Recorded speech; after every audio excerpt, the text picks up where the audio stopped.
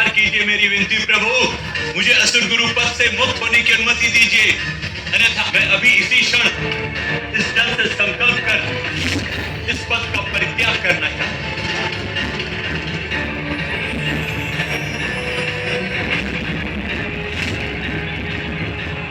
शुक्राचार्य, असुर गुरु के पद पर मैंने तुम्हें स्थापित किया था, तो मुझसे विचार किए बिना उस पद का परित्याग करने का निर्णय कैसे लिया तुमने? विचार कैसा प्रभु? स्थिति स्पष्ट है। देवताओं को अमृत प्राप्त है, मेरे असुरों को क्या? वो तो कभी भी विजय का मुख नहीं देख पाएंगे। तो क्या लाभ है असुर गुरु होने का, जब उनकी मैं कोई सहायता ही नहीं कर सकता? उन्हें पराजित होते देखना ही मेरी नियति है। किंतु किसी भी परिस्थिति में पद का परित्याग करना कायतः है भृगुपुत्र। हाँ प्रभु, किंतु पद पर रखकर उसका दायित्व नहीं निभा पाना तो और भी पीड़ादायक होता है ना। इसलिए असुरों के साथ न्याय कर उन्हें भी अमृत प्रदान कीजिए, अन्यथा आप मुझे इस पद से मुक्त कीजिए प्रभु।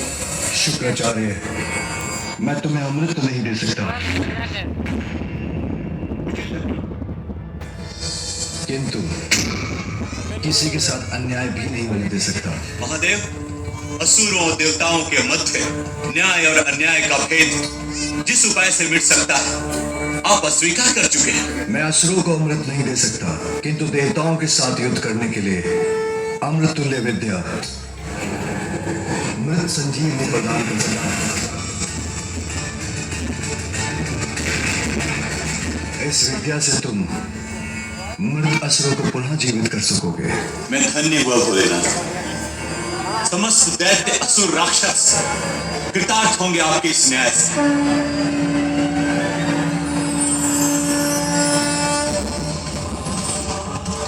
किंतु स्मरण रहे शुक्राचार्य, मृत संजीवनी विद्या का उपयोग मात्र धर्म और न्याय के लिए ही होना चाहिए।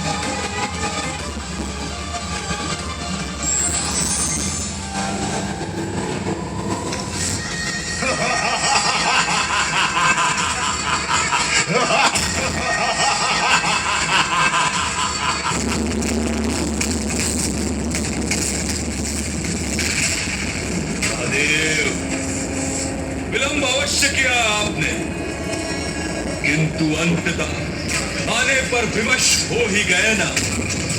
आपके अन्य दो देव ब्रह्मदेव और नारायण तो भयभीत होकर पूर्व ही भाग चुके। तो अब आप और ये तुच्छ देवता मिलकर क्या क्षति पहुंचा सकते हैं? अभी भी समय है, मुझे अपना प्रभु स्वीकार करो तो मैं ये सब रोक दूंगा।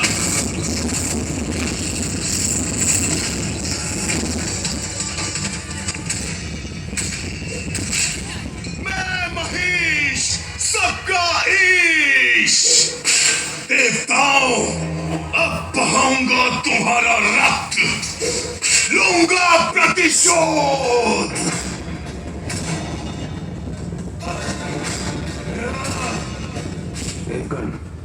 अपने शस्त्रों से प्रहार कीजिए, इस दुष्ट को आगे बढ़ने से रोकिए।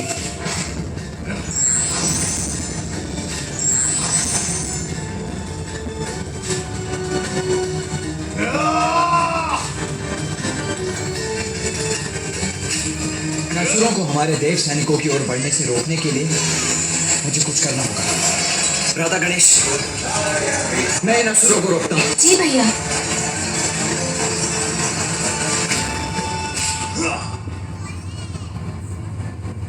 मैं महिष, सबका ईश, मेरा सामना करोगे तुम?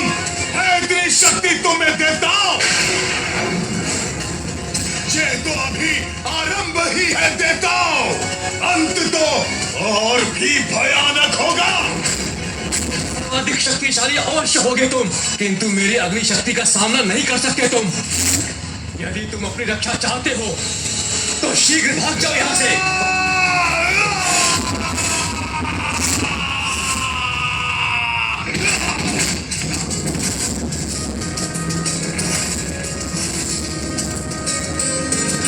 दुर्गा